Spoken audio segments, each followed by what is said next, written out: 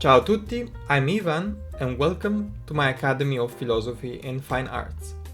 In this video I want to talk about an important topic related to Kant that recently came out during the course that I organized about Kant and his work Prolegomena.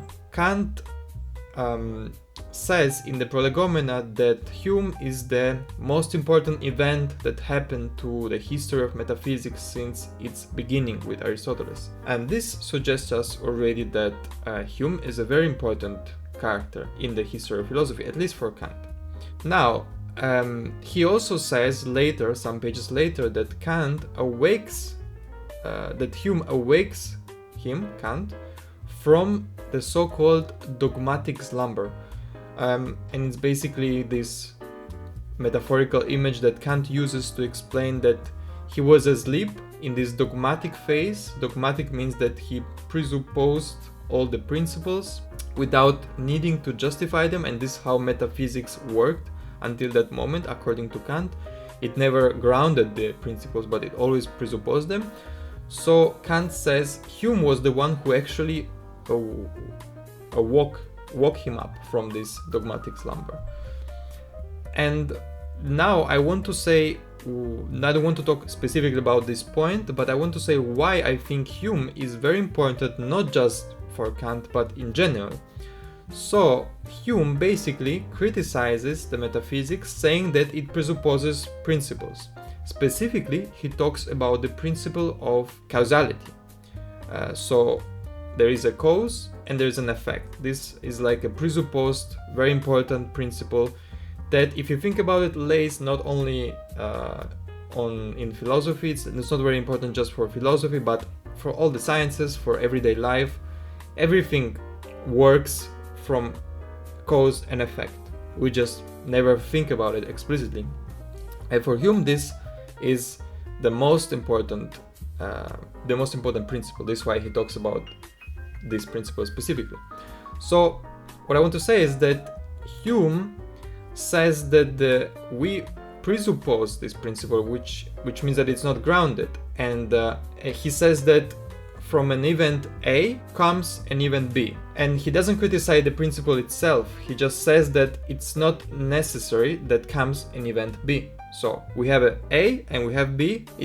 According to Hume, there is a connection between A and B, but it's not necessary, so it doesn't have to happen. And this is something that all the sciences presuppose.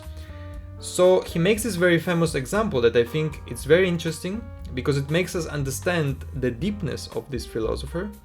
And this example is, he says that we don't know if tomorrow the sun will rise. So there is nothing that tells us that the sun will rise necessary tomorrow, that we will see the sun again tomorrow.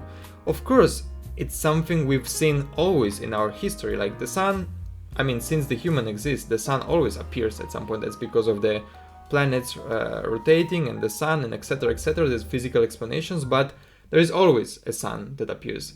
But according to Hume, there is nothing that can tell us that it's going to happen for sure. It's not necessary. And the fact that Hume doubts about this thing, the fact that Hume doubts about tomorrow, the fact that sun will rise, it's not just a simple critique about how science works. It also makes us think of the uncertainty of life. And I think this is the biggest point of Hume's critique. It's not epistemological, so it's not just on a knowledge level. It goes deeper, it's more metaphysical, because it questions our existence. So if there's nothing that tells us that we will live tomorrow because the sun will rise tomorrow, then we fall with this uncertainty into nihilism. And I think the problem here, the most interesting aspect, it's not the fact that he puts this doubt in general, because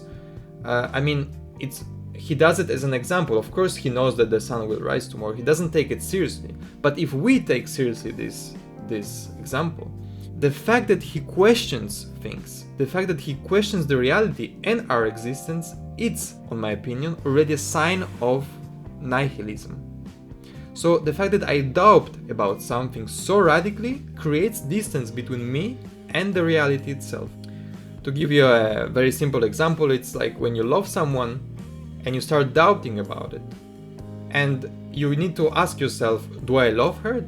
Like you seek for proofs. Or you ask yourself the other way around, does this person love me? And you seek for proofs. But the fact that you are doubting about it, the fact that you're questioning it itself, this is already what creates the distance. And I think in the same way, the question of Hume creates the distance between human and the reality.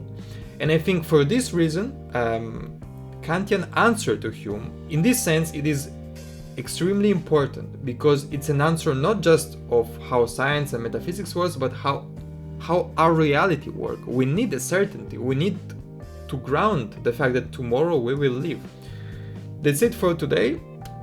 I hope this video was clear. I just wanted to point out this very important problem between Kant and Hume. Thank you for watching this video. I'm Ivan, and this is the Academy of Philosophy and Fine Arts.